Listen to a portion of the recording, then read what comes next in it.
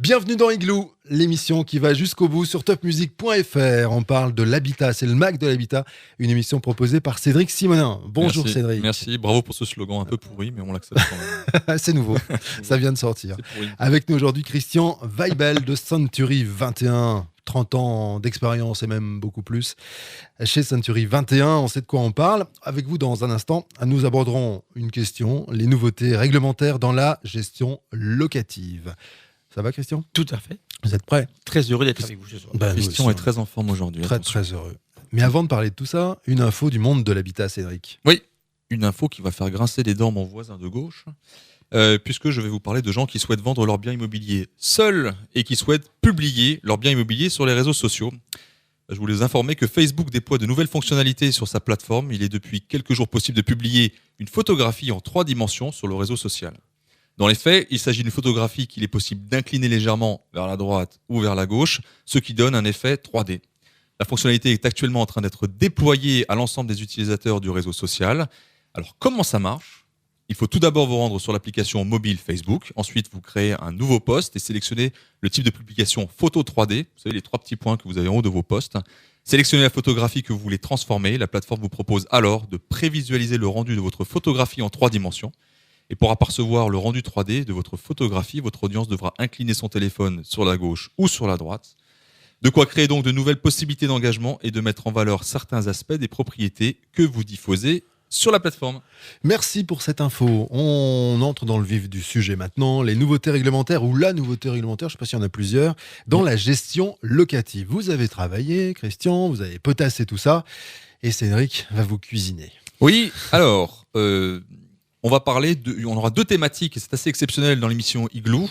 Donc il va falloir bien nous suivre. 2 thématiques qui sont très importantes. On va parler de la loi COS et de la convention IRSI. Tout à fait. Extrêmement importante. Commençons, si vous voulez bien, mon cher Christian, sur la loi COS. Alors, on va prendre un cas pratique. Admettons qu'un propriétaire loue un appartement dans l'ancien, n'a plus de travaux à déduire. Est-ce qu'il a des solutions ? Est-ce que vous avez des solutions à lui proposer ? Justement, aujourd'hui, on en parle très peu. La loi COS, enfin une loi à nouveau positive pour l'immobilier, est arrivée donc début 2017. On en a très peu parlé. Mais cette loi a quand même un intérêt extrêmement important, c'est qu'aujourd'hui, un propriétaire bailleur, il peut déduire sur ses loyers encaissés toutes ses charges, tous ses frais. Ça, c'est pas nouveau, c'est normal. Et donc, il va déduire ses charges de copropriété, il va déduire sa taxe foncière, quelques petits travaux d'aménagement. Mais aujourd'hui, il va être imposé sur tout le reste. Et avec la CSG qui a beaucoup augmenté, tout le monde le sait, on arrive à une situation où maintenant, quasiment 50% du loyer est impacté par les différents impôts, taxes foncières comprises. Eh bien, la loi COS, aujourd'hui, qu'est-ce qu'elle fait ? Elle propose de plafonner le loyer à une valeur du marché qui va varier selon les villes. Strasbourg, on sera entre 9,50 € et 10 € au mètre carré habitable, auquel on va rajouter la terrasse ou le balcon ou la cave, on dirait à moitié. Et on aura donc une valeur locative qu'on mettra en place pour la loi COS. En contrepartie de cette loi COS, on va signer une convention avec l'ANA et on va s'engager à louer à ce loyer un peu modéré pendant 6, 9 ou 12 ans. Tout ça pour obtenir quoi ? Un abattement de 30% sur les loyers encaissés, en plus de la déduction des charges et des frais. Et on va donc pouvoir économiser, et c'est important, 30% d'impôts sur le revenu et de CSG RDS. Aujourd'hui, on se rend compte avec le recul que sur Strasbourg, à part les quartiers centre-ville, quartier Orangerie ou Cruteno, les loyers de la loi COS sont tout à fait conformes aux loyers du marché. Donc on ne perd pas sur le loyer, mais on économise sur les impôts. Et cette loi a été effectivement très peu défendue par nos différents ministres, mais elle devient aujourd'hui impactante puisqu'elle permet d'avoir des économies d'impôts relativement importantes. On a parlé de Strasbourg, on peut parler parce que Top Music est diffusé sur toute l'Alsace, on peut parler de Colmar et de Mulhouse. Ah bien sûr, alors Colmar, effectivement, ils ont ils ont une valeur locative assez élevée avec un marché qui est très très très soutenu, mais ils peuvent également aussi, puisqu'ils sont en secteur B2, avoir cet avantage loi COS. Mais c'est surtout sur Mulhouse où aujourd'hui il y a une loi COS donc sociale où l'abattement est de 70%, avec des loyers qui sont entre 6 et 7 € du mètre carré. Je pense que Mulhouse est tout à fait la ville qui pourrait correspondre à ce genre de situation et permettre en plus au propriétaire d'avoir des APL pour son locataire. Donc il a un double intérêt. Il se garantit par les APL du paiement du loyer tous les mois et il va avoir un abattement de 70% sans sur le loyer. Ce qui va lui permettre d'être quasiment peu ou pas imposé pendant 6, 9 ou 12 ans. Concrètement, est-ce que vous pouvez nous expliquer? Est-ce que c'est compliqué à mettre en œuvre? C'est juste une déclaration? C'est lorsque la déclaration des revenus fonciers? Comment ça se passe? C'est très facile. On va donc à l'ANA de la ville où on se situe. On a un formulaire à remplir où on met dedans effectivement les références de l'appartement, la surface habitable corrigée, comme on l'a vu auparavant.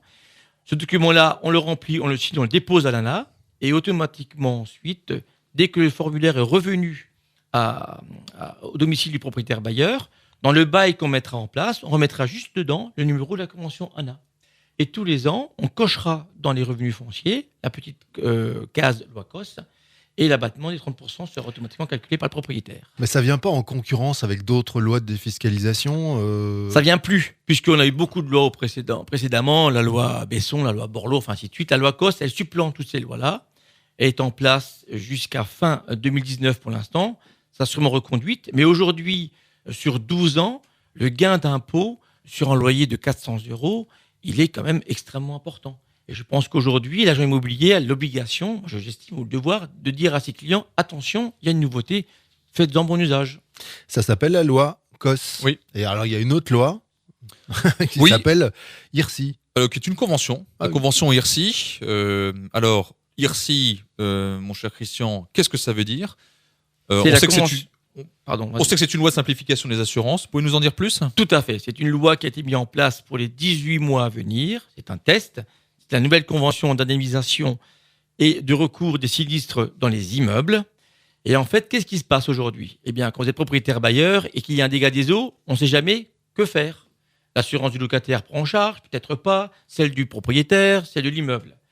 Cette convention IRSI, elle fait quoi? Elle dit que dorénavant, c'est l'assurance de l'occupant de l'appartement qui prend en charge l'expertise des dégâts. Jusqu'à 1 600 €, elle est directement remboursée, les travaux d'embellissement au locataire. Au-dessus, jusqu'à 5 000 €, c'est l'assurance de la copropriété qui peut effectivement être également appelée en garantie ou l'assurance du voisin ou du propriétaire. Au-dessus de 5 000 €, il y aura une expertise contradictoire.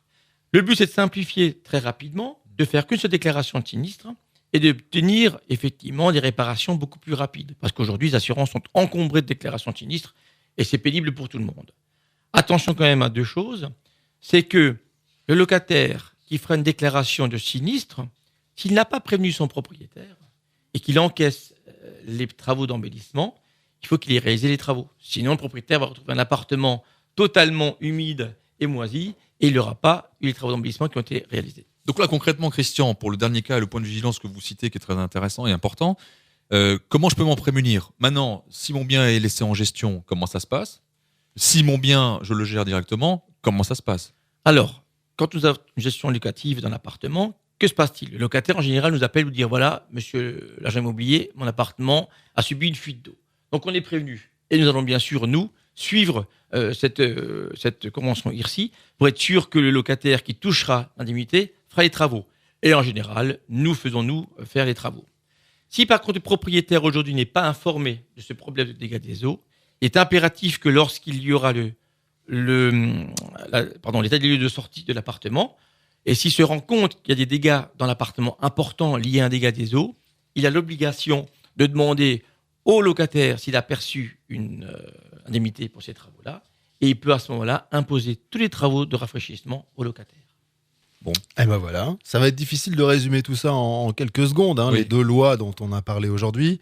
Enfin, il y en a une loi et une convention, mais vous pouvez tenter quand même. Qu'est-ce qu'on a dit aujourd'hui en 20 secondes? Alors, en 20 secondes, si vous voulez économiser des impôts et de la CSG-RDS, courez et faites une convention loi COS pour vos appartements situés, on va dire, hormis au centre-ville de Strasbourg, mais en périphérie, c'est extrêmement intéressant.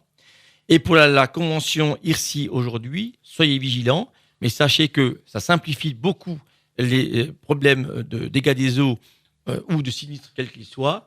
Mais soyez vigilants parce qu'on ne sait jamais si le locataire va faire les travaux. Et pour les locataires, eh bien sûr, c'est beaucoup plus facile. On a fait le tour des nouveautés réglementaires dans Oui. la gestion locative avec Christian Weibel de Century 21. Cédric, vous vouliez rajouter un petit truc? Non, j'ai plus rien Non, à dire. bah, C'était plus tellement rien. clair. Bah ouais, Rien à c'était dire. parfait. Ah, Merci parfait. Christian. On Je vous retrouve remercie très également. bientôt dans Igloo. Igloo, c'est sur topmusic.fr et sur Igloo en air, ça c'est sur Facebook. Merci Cédric Simonin. Merci Eric. Merci Christian Weibel. Avec plaisir. Au revoir. Igloo, le Mac de l'habitat.